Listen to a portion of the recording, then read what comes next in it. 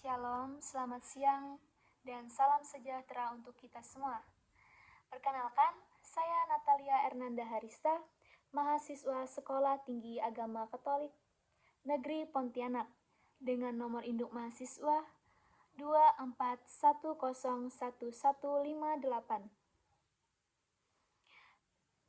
Saya dari kelas PKK 1, semester 1. Pada video kali ini, saya akan mempresentasikan tugas ilmu sosial dasar, resume pertemuan kedua. Ilmu sosial dasar, individu dan masyarakat.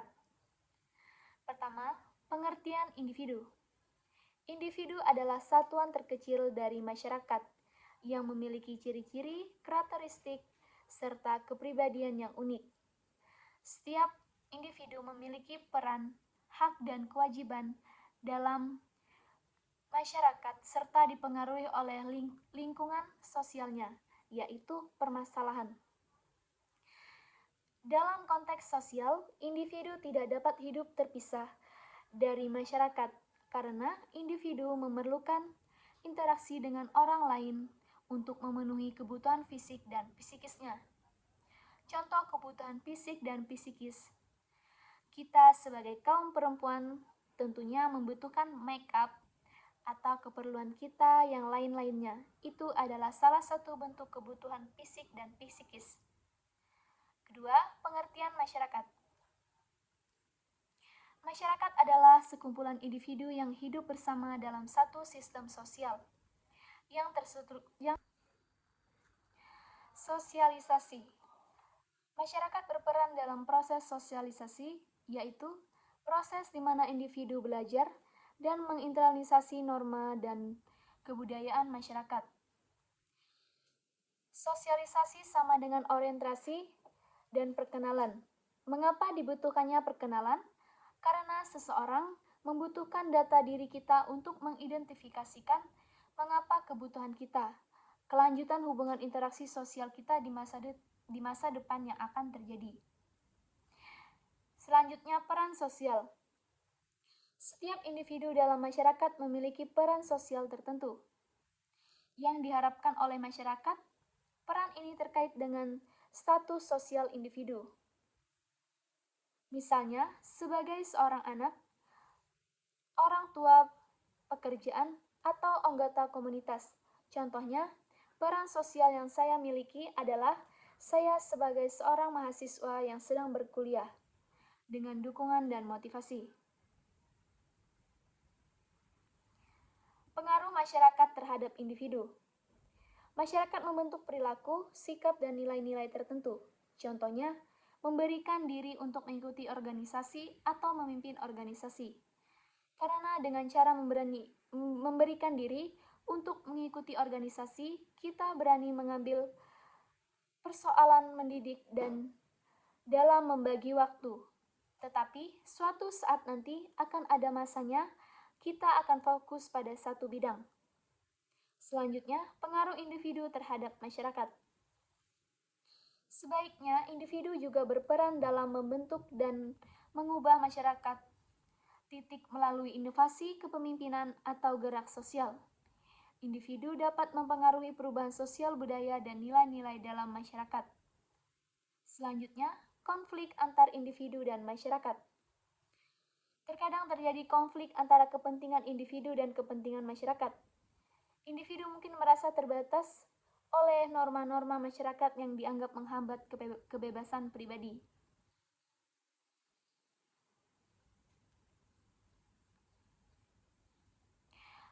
Penyelesaian konflik ini seringkali melibatkan kompromi antara hak-hak individu dan kewajiban sosial dengan tujuan menjaga keseimbangan antara kebebasan individu dan keterlibatan masyarakat. Individu dalam masyarakat. Dalam perkembangannya, individu dipengaruhi oleh berbagai agen sosial, seperti keluarga, teman sebaya, dan media. Kita sebagai agen sosial, kita bisa saling mempengaruhi kelompok dengan contohnya, kita saling membentuk kelompok seperti saat ini yang sedang terjadi di kelas kita, yaitu adalah kelompok sosial. Kedua, perkembangan individu juga dipengaruhi oleh perubahan sosial dalam masyarakat, seperti perubahan teknologi ekonomi dan budaya yang mengharuskan individu untuk terus beradaptasi. 5. Perkembangan individu dalam masyarakat. Dalam perkembangannya, individu dipengaruhi oleh berbagai agen sosial seperti keluarga, teman sebaya, dan media. Kita sebagai agen sosial bisa saling mempengaruhi kelompok dengan contohnya, kita saling membentuk kelompok seperti saat ini yang sedang terjadi di kelas kita. Perkembangan individu juga dipengaruhi oleh perubahan sosial dan masyarakat, seperti perubahan teknologi, ekonomi, dan budaya yang mengharuskan individu untuk terus beradaptasi. Teknologi sangat mempengaruhi kita. Contohnya, teknologi mempengaruhi waktu kita. Misalnya, 24 jam kita selalu memegang handphone yang membuat kita menjadi bermalas-malasan. Ini adalah salah satu dampak negatif teknologi. Sisi positif yang dapat kita ambil saat di dalam penggunaan teknologi, yaitu banyak informasi yang kita dapatkan dan dapat memudahkan kita dalam menemukan informasi. Hubungan antara individu dan masyarakat adalah hubungan yang dinamis dan saling mempengaruhi.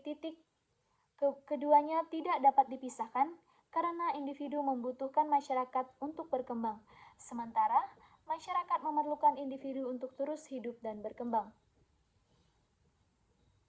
Hubungan antara individu dan masyarakat. Hubungan antara individu dan masyarakat bersifat timbal balik dan saling ketergantungan.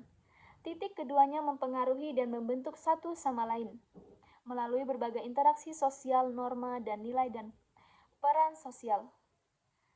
Yang pertama, hubungan antara individu dan masyarakat dalam interaksi sosial. Didefinisikan, interaksi sosial adalah proses di mana individu berkomunikasi dan berhubungan dengan individu lain dalam masyarakat. Fungsi, melalui interaksi sosial, individu berbagi informasi, membentuk hubungan, dan bekerja sama untuk mencapai tujuan bersama. Sebagai contohnya, kita mematuhi orang tua kita. Yang kedua, sosialisasi hubungan antara individu dan masyarakat.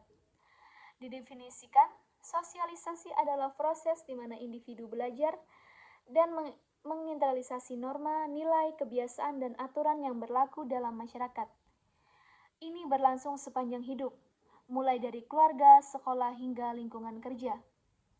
Peran, melalui sosialisasi, individu menjadi anggota masyarakat yang berfungsi dengan baik. Mereka belajar bagaimana berperilaku sesuai dengan harapan sosial dan bagaimana berperan dalam berbagai konteks sosial.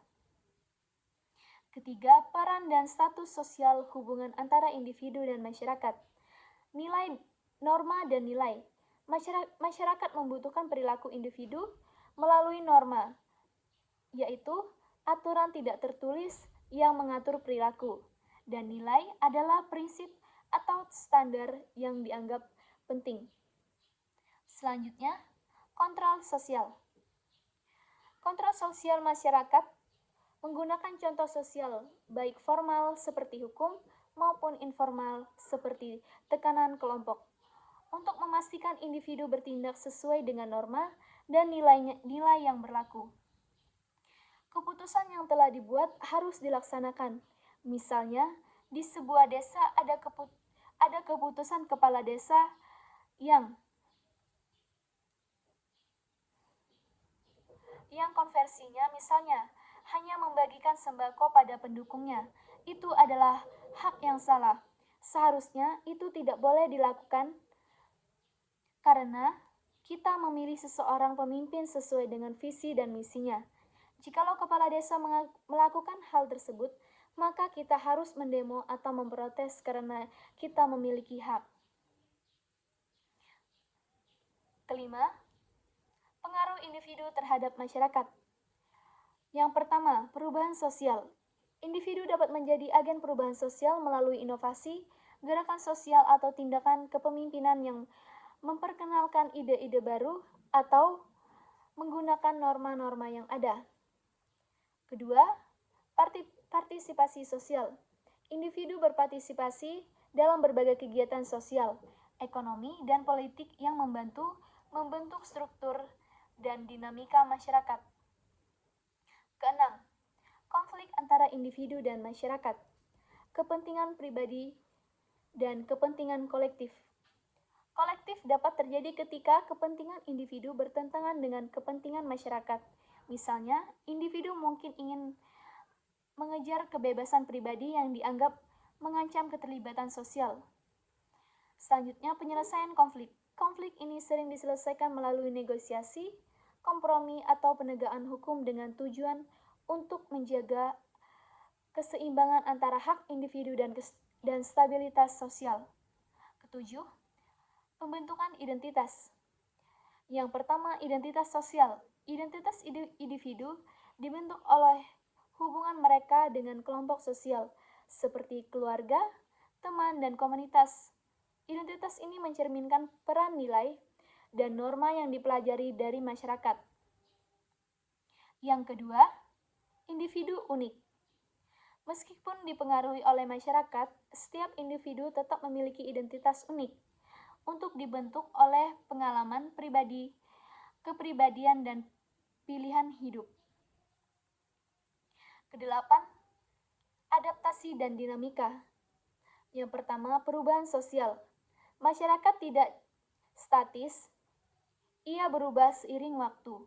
Titik individu harus terus-menerus beradaptasi dengan perubahan ini, baik dalam teknologi, budaya, atau struktur sosial. Yang kedua, inovasi baru.